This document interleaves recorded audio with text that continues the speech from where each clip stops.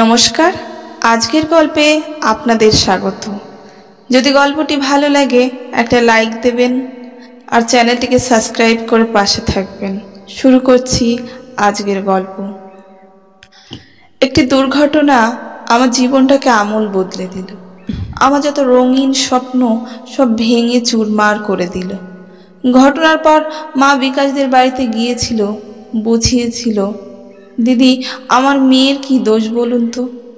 তখন তো আপনার ছেলেও ওখানে ছিল, তাই আপনাকে অনুরোধ করছি বিয়েটা বন্ধ করে দেবেন না, তাহলে আমার মেয়ের জীবনটা একেবারেই নষ্ট হয়ে যাবে।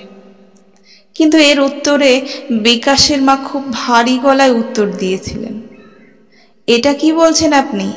আপনার ছেলে থাকলে আপনি কি কোনো ধর্ষিতা মেয়ের সাথে বিয়ে দিতে পারতেন? বলুন তো বুকে হাত দিয়ে। একটু থেমে আবার বললেন, আর আমার তো কপাল ভালো, ছেলেটাকে ফিরে পেয়েছি, কারণ ওই দুর্ঘটনায় বিকাশেরও তো প্রাণ যেতে পারত। এরপরেও মা অনেকবার বুঝিয়েছে, কোনো ফল হয়নি। আমি বিকাশকে ফোন করলেও ও আর রিসিভ করে না। ওদের বাড়ি থেকে ফিরে মা আর খুব বেশি কথা বলে না। মায়ের এই উদাস চোখে চেয়ে থাকা আমার হৃদয়কে খুব জোরে চাবুক মারে। মাঝে মাঝে মনে হয় জীবনটা যদি কম্পিউটারের মতো হতো, তবে আমি আগে জীবনের ডেস্কটপ থেকে দুর্ঘটনার ফাইলটা ডিলিট করে দিতাম। কিন্তু বাস্তবে তা সম্ভব নয়, তাই এই দুর্ঘটনার দায় আমাকে সারা জীবন বয়ে বেড়াতে হবে। বাইরে বেরোনো প্রায় বন্ধ করে দিয়েছি, শুধু মাঝে মাঝে কোর্টে যেতে হয়। সেদিন সকালে অফিস গিয়েই বিকাশ ফোন করেছিল, শোনো, আজ তোমার বিয়ের আংটির মাপটা দিতে হবে। তুমি আগের দিন যেখানে দেখা করেছিলে সেখানেই 7টার সময় চলে আসবে। বিকাশ যেন আমার স্বপ্নের রংটায় আরও একটা প্রলেপ দিল। ঠিক আছে, আমি চলে যাব। দুজনে সেদিন আংটির মাপ দেওয়ার পর একটা সিনেমা দেখেছিলাম। একটু রাত হয়ে যাওয়ায় বিকাশ বলল, চলো আজ আমি তোমাকে বাড়িতে ছেড়ে দিয়ে আসি। এমনিতেই বেশ রাত হয়ে গিয়েছে। বিকাশ আমাকে একটু অপেক্ষা করতে বলে সিগারেট কিনতে চায়, আর তখনই 4জন ছেলে গাড়ি নিয়ে এসে আমার সামনে ব্রেক কষে দাঁড়িয়ে পড়ে। আমি কিছু বোঝার আগেই ওরা হ্যাচকা টানে গাড়ির ভেতরে ঢোকাতে যায়। আমি পুলিশ পুলিশ বলে চিৎকার করতে লাগলাম। সেখানে কেউ ছিল না। বিকাশ দূর থেকে ছুটে এসে আমার একটা হাত ধরে টানতে লাগলো, কিন্তু একটা ছেলের ধাক্কায় সে দূরে গিয়ে পড়ল। তারপর আমি আর কিছু জানি না, কারণ উত্তেজনায় আমি তখন জ্ঞান হারিয়ে ফেলেছি। পরে শুনেছি বিকাশের পড়ে গিয়ে মাথা ফেটে গিয়েছিল। তবে বিকাশ আমাকে বাঁচানোর চেষ্টা করেছিল, কিন্তু আমার ভাগ্য আমার সায় দেয়নি। পরের দিন ওই 4জন আমাকে আবার ওই জায়গায় ফেলে গিয়েছিল। আমার ওই অবস্থা দেখে একজন পথচারী থানায় খবর। পুলিশের সাহায্যে আমি ওই 4জনকে শনাক্ত করেছি। তারা এখন জেলে, হয়তো তাদের সাজাও হবে। কিন্তু আমার জীবনের এই দুর্ঘটনার দায় কি শুধুই আমার? খুব কষ্ট হয় যখন মা বলে বাবাকে, এই দুর্ঘটনায় তুলে বিয়ে দেওয়া খুব মুশকিল হবে, হয়তো এই বাড়ি বিক্রি করে অন্য কোথাও চলে যেতে হবে। মনির জন্য তুলির জীবনটা আমরা কিছুতেই নষ্ট করতে পারি না। তুলি আমার ছোট বোন, এবার উচ্চ মাধ্যমিক পরীক্ষা দিয়েছে, কিন্তু আমার কি করার আছে? আমি তো ইচ্ছে করে এই ঘটনা ঘটাইনি, এটা কেউ বুঝবে না।